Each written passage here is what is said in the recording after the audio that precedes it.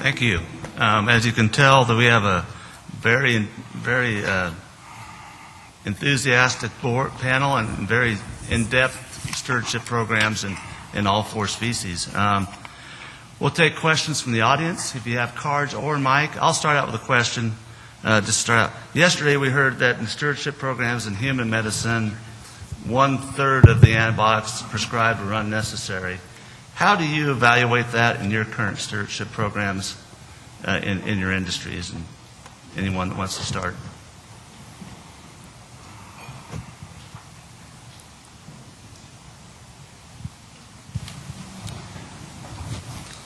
Oh, go ahead.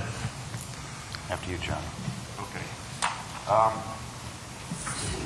I'll try to say this without it sounding bad. In human medicine, when they prescribe antibiotics, somebody gets paid.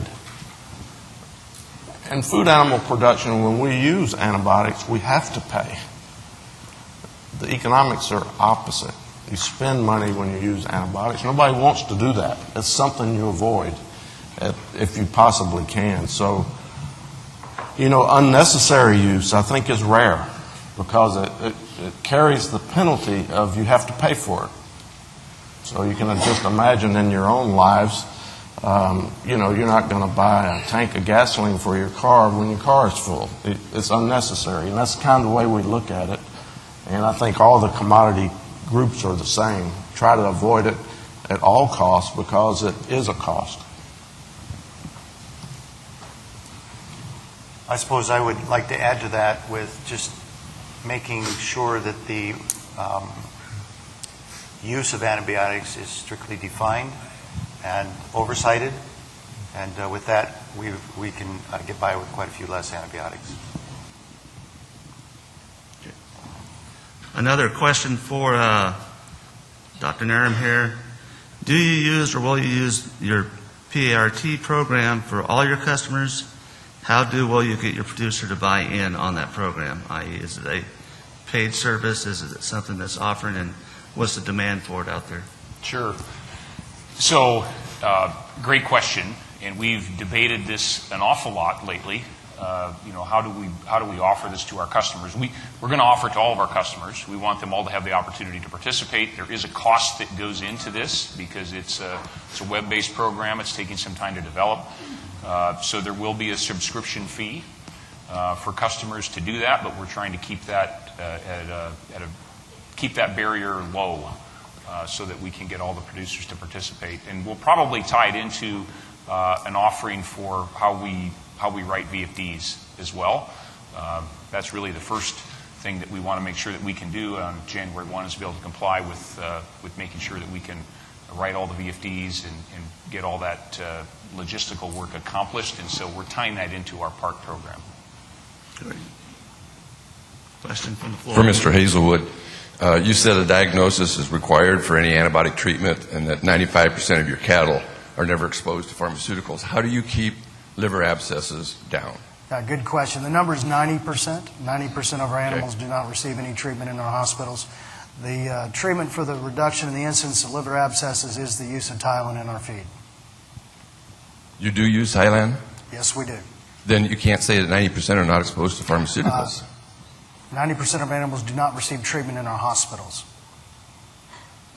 I would suggest you be very careful when you make statements like a diagnosis is required for any antibiotic treatment because someone will nail you if you're using Tylenol. I'm not opposed to using Tylenol, don't get me wrong, but I am opposed to misleading statements that just help fodder the argument coming from those who don't want us to slaughter animals raised for food. A very good point. Thank you. Any other? Oh, we have one.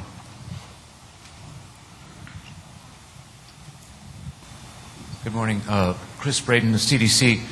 I was interested in, Dr. Nerem, your comment that as part of the program that you've offered your customers, there's the ability to track treatment and infections. And so when I think about the opportunity there, about those types of data, what is when you're talking about diagnosis and so forth, what's resistant and so forth, what is being sampled? Are those only clinical samples, or are you doing some surveillance?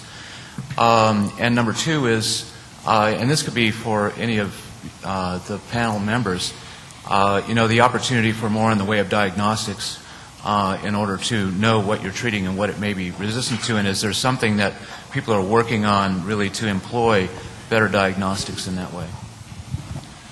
So the information we have today would only be from submitted cases, typically from a disease challenge. And so it would be across our entire client base, and that culture and sensitivity data would be at one of the three major veterinary diagnostic laboratories that we would work with. We've had some recent discussions about, well, if we're going to track resistance, then what does that look like? Because would be tracking it in the particular pathogens that we're concerned about from a swine health perspective. But that isn't necessarily what the public health community is concerned about, right? We're not worried about Campylobacter. We're worried about Strep suis and Pasteurella multocida and things like that. And so that's what we have today. As we move forward, I'm certainly interested in anyone's opinions or guidance on that particular topic, because that's something that we've been debating. How should we proceed? We don't have concrete plans at this time, other than to do what we've already been doing.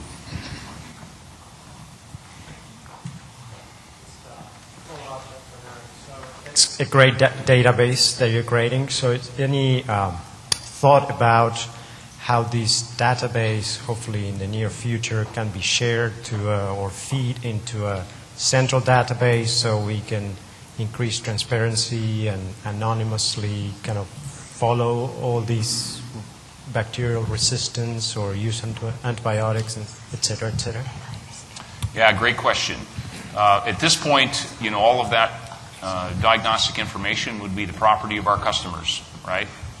That's their medical record, if you will. And so at this time, we're going to be looking at what we have internally. At some point, we would probably look at opportunities to share and how we would use that with external groups. But at this time, we haven't made any decisions. Great. We're running short on time. We have a lot of great questions up here.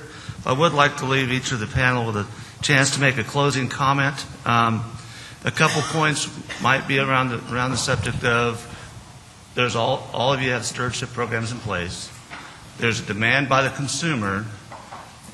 You may comment on how do we get that information to the consumer as one, and how you package that, and you may comment on where you see your stewardship programs progressing, like your antimicrobial resistance tracking, or what your future plans are. So I'll start with you, Joel, and we'll have a closing comment from our panel.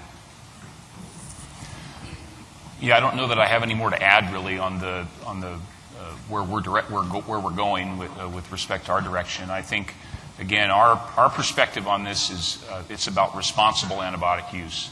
It's making sure that we're using antibiotics in a way that are going to be effective for the animal. As a veterinarian, I'm chiefly concerned about the well-being of my client, but I'm also concerned about the well-being of the animals that are in our care. And so I think whatever we do, we have to make sure that we are going about it in a prudent way. And our group in particular would be resistant to just arbitrary reductions. And I think I've been encouraged by a lot of the comments of the participants here in the last day that isn't really what people are about. And I think that's important. And I would just emphasize that. A very good point. A very good point. I'll address from the consumer standpoint. Obviously, we understand that not all of our consumers are as up to speed on these issues as we are, or even members of the audience are. And so, from our perspective, what we need to do is we need to remain open to the conversation that our industries are having with our consumers. In the research facility that I've mentioned down in Tulia, Texas, we do over 100 to 150 tours a year. Our objective is to open the doors. It is to be transparent. It is to communicate specifically with our different stakeholders, be them consumers, packers, retailers, or end users, in order to understand how we're producing beef. We take them into our facilities, we let them see our pharmacies, we let them see our feed mills, we explain exactly what we're using, and at what concentrations, and we dialogue with them. I think that's one of the important things about meetings like this, is a continuing dialogue. In the same way we've been encouraged by what we've heard here today. And so extending that conversation down to our packing house partners, our retail users, and our consumers is vitally important. It's one of the things that our industry has probably not done well over the course of the last 20 years, is we've ceded some of that communication to groups that may not always have our best interest in mind. We've all dealt with the media coverage of the large numbers associated with antibiotic use in food animal industries. And the truth of the matter is the industries don't know how much they're using. At least the poultry industry doesn't. Because, I mean, whatever this company uses and whatever that company uses is their own business. They're obeying the law. So what we have done is, because we would like to know, when I say we, the poultry industry would like to know what our usage is, what's being used, how it's being used, and how that usage is changing or not. We have embarked on a antibiotic usage data collection process. Started several months back, and USDA APHIS has been involved in this. This is voluntary by the poultry companies, but the participation rate is very, very high. The company names will be kept anonymous. And that information is going to be provided to USDA APHIS, and I'm sure they'll provide it to the media. And we plan to do this every year going forward. It's taken us a while to put together a mechanism to do this. It's very, very complicated. But it's in progress. The broiler portion is almost finished, and then we'll do the layer and the turkey portion. So stay tuned. You'll get to see the information.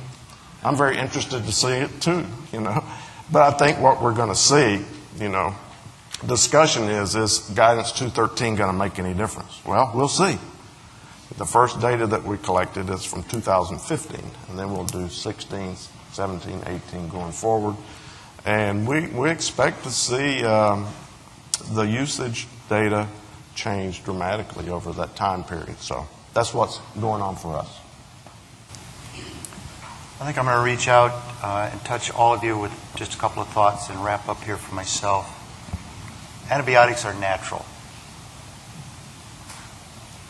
I hope there's someone sometime will show me what antibiotic has not been sought out and identified from a natural source. So that part of it, I think, needs to be brought into the discussion sometimes as far as education.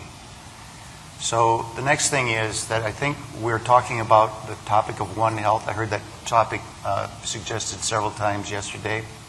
But it's a three-legged stool, and we also heard that comment. It's not only human and animal health, but it's also environmental health.